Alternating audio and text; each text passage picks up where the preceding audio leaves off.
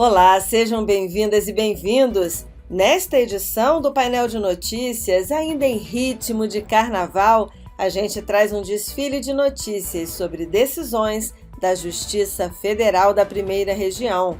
Confira!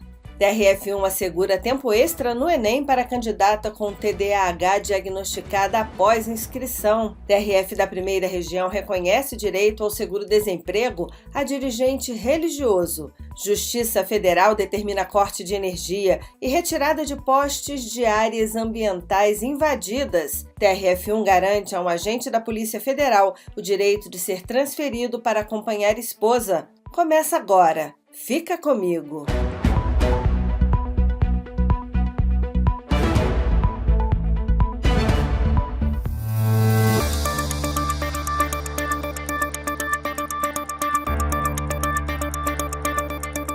Desde agosto de 2025, uma decisão da Justiça Federal determina que a União inclua nos editais de concursos públicos a possibilidade de atendimento especializado para candidatos com dislexia ou TDAH.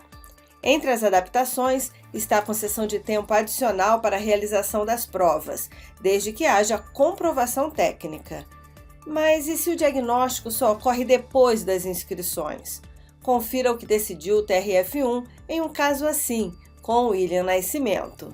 A sexta turma do Tribunal Regional Federal da Primeira Região manteve, por decisão unânime, o direito de uma candidata com transtorno do déficit de atenção com hiperatividade, o TDAH, realizar o Enem com atendimento especializado e tempo adicional para a prova. O diagnóstico foi confirmado somente depois do encerramento das inscrições, o que impediu o pedido de benefício dentro do prazo previsto no edital.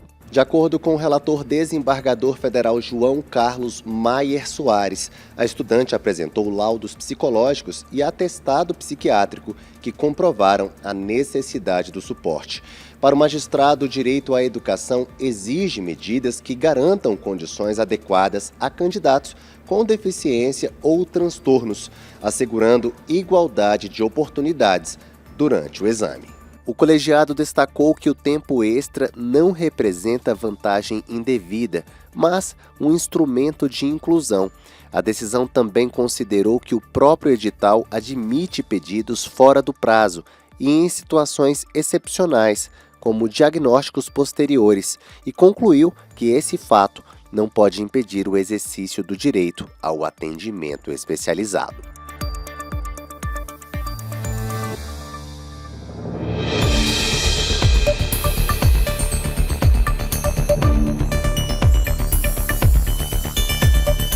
O seguro-desemprego é um direito dos trabalhadores formais, mas existem critérios a serem atendidos. O principal deles é estar desempregado no momento de requerer o benefício após ter sido dispensado sem justa causa e ainda não possuir renda própria de qualquer natureza suficiente à sua manutenção e da sua família. Foi justamente o direito a esse benefício que levou à decisão que o William Nascimento conta agora pra gente. A segunda turma do TRF da Primeira Região decidiu, por unanimidade, manter a liberação do pagamento de seguro-desemprego a um dirigente de entidade religiosa. O colegiado entendeu que o exercício da função religiosa por si só não comprova o recebimento de renda própria capaz de afastar o direito ao benefício trabalhista.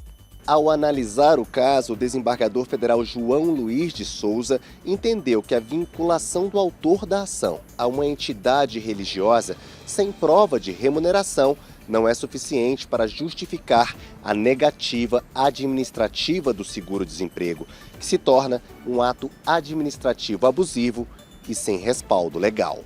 Em contrapartida, o relator considerou que ficou demonstrado nos autos que o homem foi demitido de seu emprego formal e se encontrava desempregado, sem outra fonte de renda, razão pela qual a concessão do benefício foi mantida.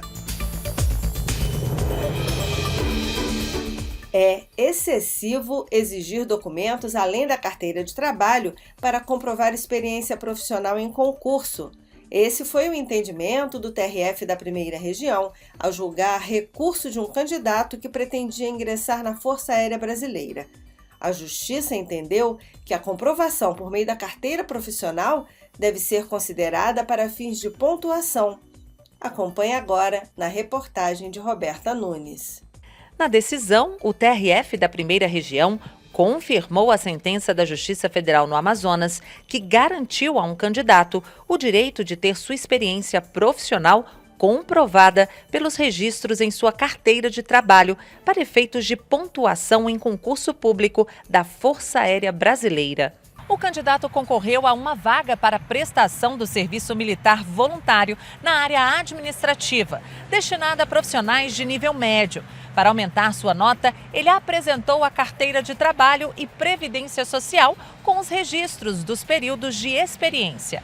Mas a banca examinadora não atribuiu a pontuação prevista no edital. Segundo a organização do concurso, além da carteira de trabalho, seria necessário apresentar o Cadastro Nacional de Informações Sociais, o CNIS, para validar a experiência profissional. Mas, ao analisar o caso, a Justiça entendeu que a exigência foi excesso de formalismo. Isso porque a carteira de trabalho é um documento oficial que possui presunção de veracidade, sendo suficiente para comprovar o vínculo empregatício e o exercício da atividade profissional. Por isso, os desembargadores decidiram confirmar a sentença de primeira instância. O entendimento serve de alerta para outros concursos públicos, ao reforçar que exigências burocráticas não podem se sobrepor a documentos oficiais válidos.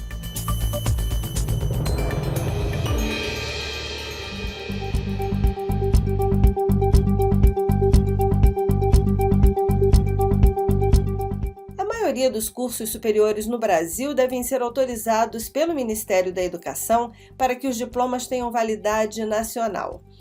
Faculdades, institutos e centros de educação tecnológica, por exemplo, dependem de autorização prévia, enquanto universidades e centros universitários possuem autonomia para criar cursos, mas devem informar ao MEC para que sejam supervisionados e reconhecidos. E quando esses procedimentos não são seguidos, a situação pode chegar à Justiça.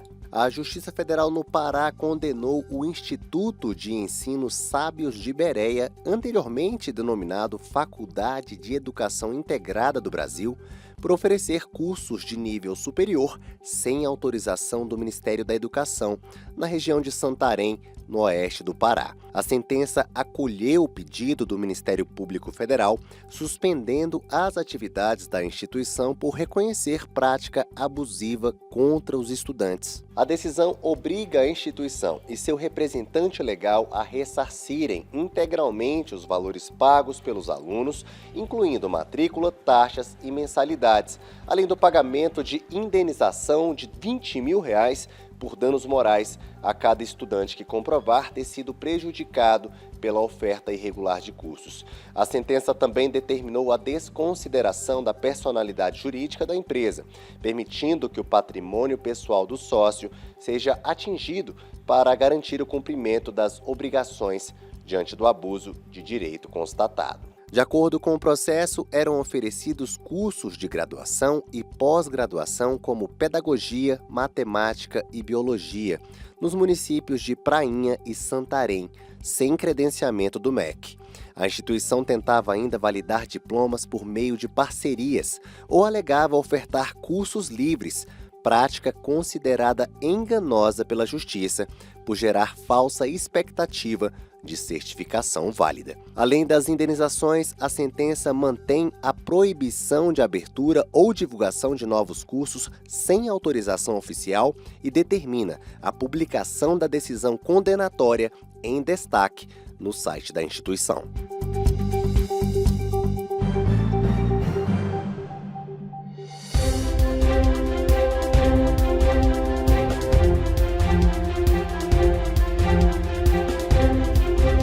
Com o objetivo de combater a degradação ambiental, a Justiça Federal em Rondônia determinou que o poder público corte a energia elétrica e retire os postes de áreas ambientais invadidas. A Justiça Federal determinou que as empresas Energisa Rondônia e Compel interrompam o fornecimento de energia elétrica e retirem postes e estruturas instaladas irregularmente em áreas de reserva legal nos assentamentos Padre Ezequiel e Margarida Alves, em Mirante da Serra, distante cerca de 390 quilômetros da capital Porto Velho.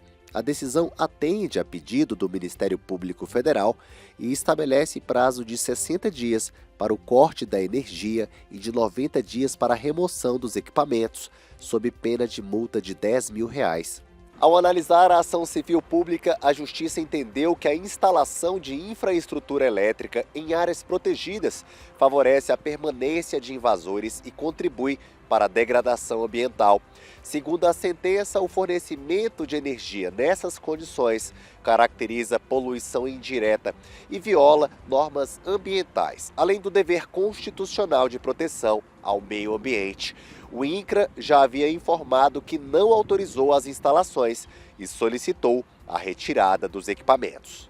O entendimento do juízo federal de que a prestação de um serviço essencial não pode servir de suporte a ocupações ilegais ou a crimes ambientais prioriza a preservação das reservas legais, que tem a função de garantir a biodiversidade e a conectividade ecológica na região.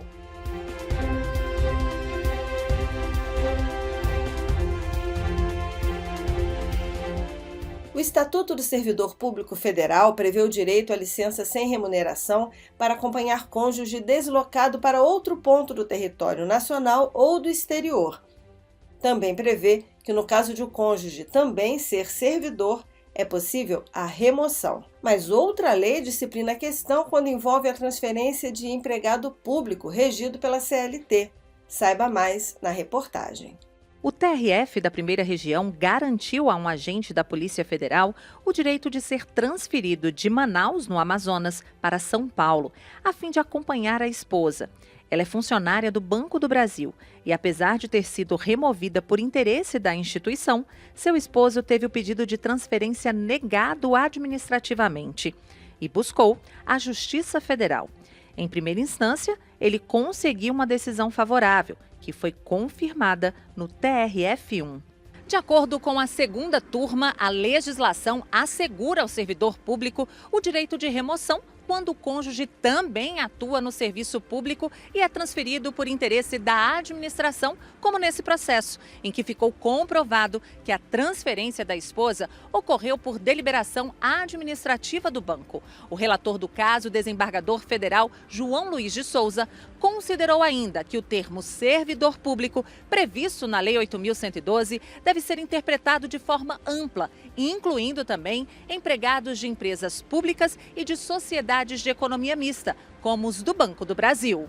Sendo assim, o magistrado entendeu que foram cumpridos os requisitos legais que autorizam a remoção do agente da Polícia Federal para São Paulo, cumprindo um princípio previsto na Constituição Federal, a proteção da unidade familiar.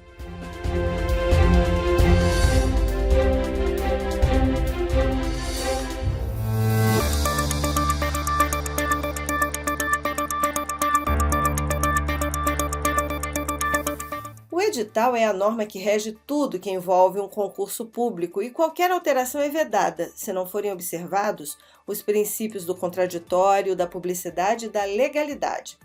Do contrário, a situação pode gerar um processo judicial. A Justiça Federal no DF concedeu mandado de segurança anulando mudanças feitas sem ampla divulgação oficial nos critérios de priorização do edital do Programa de Apoio à Pós-Graduação, o PROAP 2025, voltado à concessão de auxílio financeiro a estudantes da Universidade de Brasília, a UNB. Na decisão, o juiz federal Charles de Moraes, da 21ª Vara Civil, considerou que o edital é a regra que orienta todo o processo seletivo e que sua alteração posterior à publicação viola princípios constitucionais da administração pública, como a publicidade, a legalidade e a isonomia. Para o magistrado, a inclusão de novos critérios sem transparência compromete a igualdade entre os participantes e caracteriza desvio de finalidade. a Justiça determinou que a autoridade responsável reavalie, no prazo de 15 dias, todos os pedidos de auxílio financeiro, observando exclusivamente os critérios previstos no edital original, de forma a evitar prejuízos a candidatos e garantir tratamento igualitário aos estudantes. Aves e aeroportos, uma combinação perigosa por causa do risco de colisão, principalmente nos momentos de decolagem e de pouso, que são os momentos mais críticos de uma operação aérea. E a proximidade de lixões potencializa esse risco. A inércia do poder público em situações assim pode demandar a intervenção da Justiça. Confira. No Maranhão, a Justiça Federal determinou que o município de São Luís, o governo do estado, a Infraero e a concessionária CCR Aeroportos devem adotar medidas para eliminar focos irregulares de lixo que atraem urubus e outras aves para o Aeroporto Internacional Marechal Cunha Machado. A ideia é reduzir o risco de acidentes aéreos provocados pela concentração de aves na área de segurança aeroportuária. A medida exige que sejam apresentados planos definitivos e laudos técnicos, que sejam feitas obras necessárias e que se intensifique a fiscalização ambiental na região para solucionar o problema. Em caso de não cumprimento das determinações, o valor das penalidades chega a R$500 mil.